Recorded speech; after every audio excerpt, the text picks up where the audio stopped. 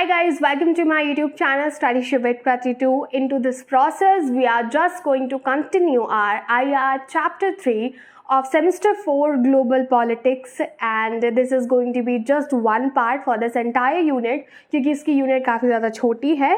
In case you guys want to have the notes for this particular unit, just check out my description box. वहाँ पे आपको link मिलेगा and you can get the notes. In order to have any sort of answer of your query, you can always reach out to me onto my Instagram, and I think we should start our today's lecture.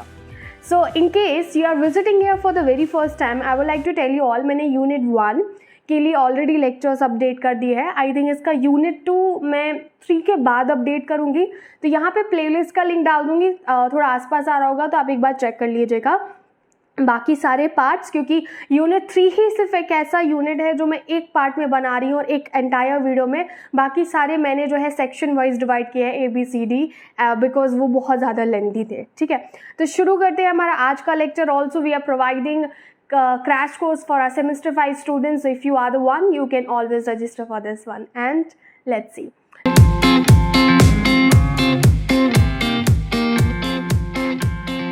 देखो, बहुत easy chapter है, मैं बोलूँगी literally बहुत easy chapter है, ये तो skip मत करना. ग्लोबल शिफ्ट, ये स्निफ्ट लग रहा है ना, बट शिफ्ट है. ठीक है, global shift, power of resource governance. Resource governance की पावर क्या है? अब ग्लोबलाइजेशन की वजह से पावर कैसे शिफ्ट हो रही है, लाइक द वे जिन चीज़ों को हम पहले पावर समझते थे, जिन कंट्रीज के हाथ में होती थी, वो कैसे चेंज हो रही हैं. So for this one again let's understand globalization, free flow of idea, trade and so on, how it's actually impacting the other things. उसके लिए हमें समझना होगा पर्सपेक्टिव ऑन ग्लोबलाइजेशन.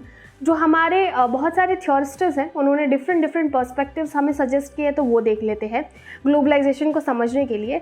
एक तो है हाइपर ग्लोबलिस्ट्स. ठीक है, ये वो अप्रोच है और ये वो पर्सपेक्टिव रखने वाले लोग हैं जो बोलते हैं that now the entire world is borderless. तो बॉर्डर की तो कोई रेलेवेंस है ही नहीं, because now every work is just being like कि हम एक एंटायर ग्लोबल विलेज बन गए हैं. इंफॉर्मेशन बॉर्डर को देख के नहीं आती है, and so on. So this is one of the perspective they have towards this hyper globalists कि आज पूरी दुनिया एक है, and this is how things are actually going. In fact it is better. New liberals तो चाहते ही हैं कि बॉर्डरलेस स्टेट बन जाए, क्योंकि उससे पर्सनल इंटरेस्ट्स परस्यू करने में काफ़ी ज़्यादा उनको बेनिफिट होता है. Beside this Marxists don't find it good, because उनके according it's just another way of exploitation. Borderless हो गया है मतलब कोई गवर्नमेंट्स का और अब कम कंट्रोल हो जाएगा, एंड जो हमारे बौजुआ क्लास है, जिस तरीके से भी वो रूल्स फॉर्म करना चाहते हैं कर सकते हैं. एक्सप्लॉइटेशन अपने अकॉर्डिंग जो है वो उसका डिग्री कम या ज़्यादा कर सकते हैं. That is problematic. Next, sceptical internationalists देख लेते हैं. स्केप्टिकल इंटरनेशनलिस्ट्स जो हैं वो कहते हैं, देखो ऐसा है ना, ये कोई नया कॉन्सेप्ट नहीं है, so don't over emphasize globalization. In fact आज जो आप ग्लोबलाइजेशन बात कर रहे हो, 1840 से लेकर के 1940 वॉज द टाइम जब आज से ज़्यादा मॉडर्न इकोनॉमीज तब की थी. तो ये तो मत बोलो कि ये बड़ा नया कॉन्सेप्ट आया है, ये बहुत पुराना है, बिकॉज ना economies all are so much integrated. So don't hide the thing that now we are witnessing this new era and so on. Third आता है ग्राउंडिंग, आपका ग्लोबलाइजेशन है एक्चुअली ये. ठीक है, मैंने वो शॉर्ट में लिखा था ग्राउंडिंग ग्लोबलिस्ट्स, और बोल सकते हैं आप. ये बोलते हैं actually skeptical just taking the data. So don't over emphasize on to data, because now it is not so. पहले की जो इकोनॉमीज होती थी ना, जो हम यहाँ पे इस पीरियड की बात की है, ये तब खोखली थी. These used to be shallow. Now we have deeply integrated economies and interconnected economies. This is their perspective of grounding globalists. मैंने नोट्स में डिटेल में एक्सप्लेन किया है, तो डेफिनेटली आप उसको चेकआउट कर सकते हो. एंड ट्रांसफॉर्मेशनलिस्ट्स जो ग्लोबलिस्ट्स हैं हमारे, और ट्रांसफॉर्मेशनलिस्ट्स बोल सकते हैं, इनका ओपिनियन होल्ड करता है skeptical internationalists and grounding globalists के बीच में. लाइक ये बोलते हैं डोंट हाइड द थिंग्स, और यस हम डेटा भी ज़्यादा एम्फेसाइज नहीं कर रहे हैं, but the reality is that पहले सिस्टम कुछ और होता था, now we are changing it. अगर हाइपर ग्लोबलिस्टिक्स के अकॉर्डिंग नाउ इकोनॉमी, जो आपका economic, political and social structure है वो रीडिफाइन हो रहा है, ठीक है, क्योंकि बॉर्डरलेस सोसाइटी क्रिएट कर रहे हैं। ट्रांसफॉर्मेशनलिस्ट्स बोलते हैं आप कुछ रीडिफाइन नहीं कर रहे हो, ठीक है, सबका क्योंकि इम्पैक्ट अलग अलग जगह हो रहा है। For instance social impact globalization का इंडिया पे अलग डिग्री से हो रहा है, मतलब हम बोल सकते हैं कि इंडिया पर ज़्यादा इम्पैक्ट हो रहा है, बाकी किसी और नेशन पे नहीं हो रहा है।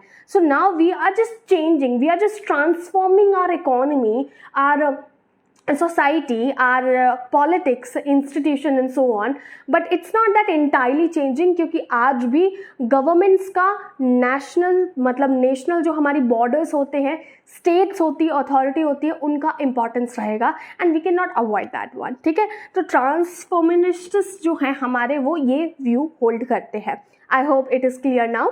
अब देखते हैं third one which is global shift in relative power. देखो पावर तो शिफ्ट हो रही है, in fact there are two very famous definition जो आपके टेक्स्ट से मैंने ली है। किसी भी कंट्री की पावर को अगर चेक करना है तो see the test of the strength they have into the war, मतलब अगर आप उनको युद्ध के लिए लड़कारते हो और जस्ट चैलेंज करते हो, फार बेटर टू से, तो किस तरीके से वो जो है उनको प्रॉब्लमाटिक होगा। आर दे केपेबल कि वो लड़ सकते हैं, क्योंकि उसके लिए पैसा लगता है, और पैसा इन द सेंस कि इकोनॉमिकली स्ट्रांग होना चाहिए। और दूसरा ये है, दूसरा एक बहुत ही फेमस डेफिनेशन है विच इज़ लाइक पावर होती है आपकी, आप जब सामने वाले व्यक्ति से वो करवा लें जो वो करने के लिए मना कर रहा हो, ठीक है, विदाउट डूइंग एनी वायलेंस, ठीक है। So how you are just going for it, this one. तो अब हम ये समझते हैं मिलिट्री पावर, बहुत ही पुराना नोशन है, वेरियस डायमेंशंस है। मिलिट्री पावर वाले जो हैं, आप अगर देखेंगे इन द वेरी बिगिनिंग जो हमारा कोल्ड वॉर वाला पीरियड रहा है, उस वक्त पे ये लोग मिलिट्री पावर में ही बिलीव किया करते थे। यूएसए एंड यूएसएसआर कैसे अपने आप को बैकअप कर रहे थे, न्यूक्लियर वेपन्स बना रहे थे और तैयार कर रहे थे ताकि वो और स्ट्रांग हो जाए और पावर्स आ जाए उनके पास, ठीक है। तो ये मिलिट्री पावर है, क्योंकि जितना ज़्यादा आप सशक्त होंगे मिलिट्री वाइज, उतना ज़्यादा आप बेटर अपने सामने वाले ओपोनेंट से लड़ पाओगे। ये हमारा ट्रेडिशनल नोशन है, इसको हम हार्ड पावर भी बोलते हैं, ठीक है, hard power. Now going for the next one, economic power. देखो मिलिट्री पावर नहीं हो पाती अगर इकोनॉमिक पावर नहीं होती, क्योंकि अगर ये लोग सारे न्यूक्लियर वेपन्स बना रहे थे, मिलिट्री अपनी स्ट्रॉन्ग कर रहे थे, तो वो इसीलिए क्योंकि लगातार फंड हो रहा था, सब कुछ स्पॉन्सर्ड हो रहा था, पैसा लग रहा था, तो इकोनॉमिकली स्ट्रॉन्ग रहे होंगे। तो इकोनॉमिकली स्ट्रॉन्ग होना is very important, this is one of the another dimension आप बोल सकते हैं पावर की, जो बहुत ज़्यादा ज़रूरी है। We have the example of it. At the end USSR का ब्रेक डाउन हो जाता है एंड वो सारी कंट्रीज जो है वो टुकड़ों में बढ़ जाती है, यूएसए एज इमर्जिंग फोर्स निकल के आता है and then they just work on to their economy. In fact उन्होंने फाइनेंशियली हेल्प भी प्रोवाइड की थी to all this European country with the Marshall plan, अगर आपको याद हो। देन सॉफ्ट पावर की बात कर लेते हैं। सॉफ्ट पावर, जैसे कि मैंने आपको अभी डेफिनेशन दे दी, लाइक सामने वाले से वो करवाना जो वो नहीं चाहता हो, ठीक है। तो सॉफ्ट पावर में आप एग्जाम्पल लोगे जो आज के टाइम पे हो रहा है, like just attacking their cultural values and so on indirectly and influencing them, ठीक है। और ग्लोबलाइजेशन की वजह से जो आज इकोनॉमिकली आप देख सकते हैं इंटीग्रेशन हो रहा है, कल्चरली इम्पैक्ट हो रहे हैं, वो सब आपका यहाँ पे सॉफ्ट पावर में आता है by the values and so on. इसका एक एग्जांपल आप ले लीजिए कि जिस तरीके से चाइना इमर्ज हो रहा है, चाइना ने अपनी इकोनॉमी खोली, लेटर ऑन उन्होंने जो है फॉरेन डायरेक्ट इन्वेस्टमेंट के लिए आज वो पहली कंट्री आती हैं किसी के लिए भी, क्योंकि वो फेवरेबल कंडीशन प्रोवाइड कराता है। सो सॉफ्ट पावर में ये कि आप इन्फ्लुएंशियल इतना ज़्यादा हो गए हैं मिलिट्री, इकोनॉमिकली एंड आइडियोलॉजिकली भी, I would just say that without doing any sort of violence now people are coming to you, because ultimately अगर वो आपको अवॉइड करेंगे उनका नुकसान होने वाला है। And then we are going to see, पहले होता था power shift among the states, जैसे कि बहुत लंबे समय तक जो है रशिया ने अगर डोमिनेट किया, उसके बाद यूएसए आया, तो एक नेशन था, उस दूसरे नेशन ने उसको चेंज कर दिया। ये है आपका, आप बोल सकते हैं, power shift among the states. So there is very beautiful line actually mention, जब मैं ये टॉपिक को पढ़ा रही थी स्टूडेंट्स को, मुझे बहुत पसंद आई वो वो ये थी, अब जनरली लोग बोलते हैं there is a rise of Asia, क्योंकि हम यूरोपियन कंट्रीज की नहीं, इमर्जिंग पावर्स की बात कर रहे हैं, India, Brazil, most of the आप बोल सकते हैं African and Asian countries. So that particular writer said it कि it's not the rise of Asia, it's just the return of Asia और rest of the western world आप बोल सकते हैं, west of western. So this very beautiful writing given by one of the writer. तो उसमें कुछ लाइनें हैं, जब power shift among the states अभी हो रहा है, जैसे अभी USA is not only the key player, it is no doubt, but power distribution भी तो हो रहा है लोअर लेवल पे. इंडिया इमर्ज हो रहा है, ब्राज़ील इमर्ज हो रहा है, ईरान इमर्ज हो रहा है, means Asian, African, American, Latin and so on, बहुत सारी कंट्रीज आ रही हैं. तो मेनली स्कॉलर्स उसको बोलते हैं राइज ऑफ एशिया हो रहा है, क्योंकि एशियन कंट्रीज इकोनॉमिकली काफ़ी ज़्यादा रोल प्ले कर रही हैं ग्लोबल गवर्नेंस में. बट ऐसा नहीं है, actually it is just the return of Asia और रेस्ट ऑफ द एशिया.